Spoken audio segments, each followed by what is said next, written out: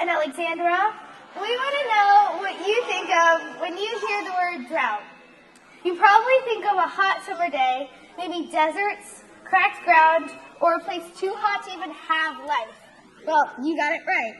In our experiment, we wanted to take a closer look at some of the components of droughts, such as what the sun does to a normal climate, to a healthy climate, to make a drought. We learned that a drought is a hot, dry type of weather that lasts a long time. They're expected to get even longer as time goes on. We were most surprised about how it affected humans so much. We found that since many plants have a hard time during droughts, they have a hard time living and eventually die. And if many omnivorous animals live in places with droughts during this time, if the animals cannot eat the plants, then the animals will also have severe hunger and they will eventually die as well. This means that there are even less resources for us humans. Droughts can also affect humans by causing severe thirst or even heat stroke.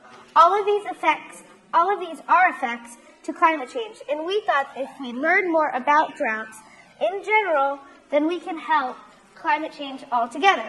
We hope you enjoy learning about our project. So the procedure we followed for this experiment was by starting off choosing 2 healthy plants in a greenhouse system. We chose to use the vine crops, but really you have the option of choosing any system that has access to a heat lamp. Next, you can create your own color chart or find one off the internet. We created our own. You'll be using this color chart to create your results.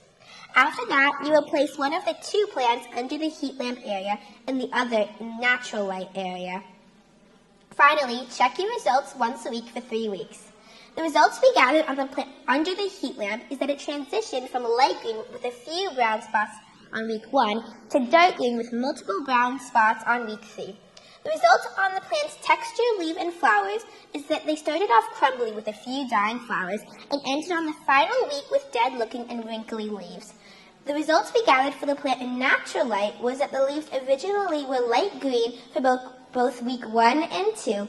However, on week 3, they became dark green. Also, the plant was yet to give any flower buds. The leaves felt moist, but on the last week, the leaves became drier and no flowers were fully developed. Overall, our hypothesis was incorrect because we hypothesized that the plant that was under the heat would not grow and eventually die. But it did not die and made slight progress growing. However, we had the right concept in our hypothesis that the plant under the heat would not grow as the one not under the heat. Our data supported this concept because the plant under the heat showed the least amount of growth. We learned that the increased heat caused the water for the plant to evaporate, causing the plant to have drought-like conditions. We also learned that plants could deal with sudden change in climate better than we expected because they didn't die.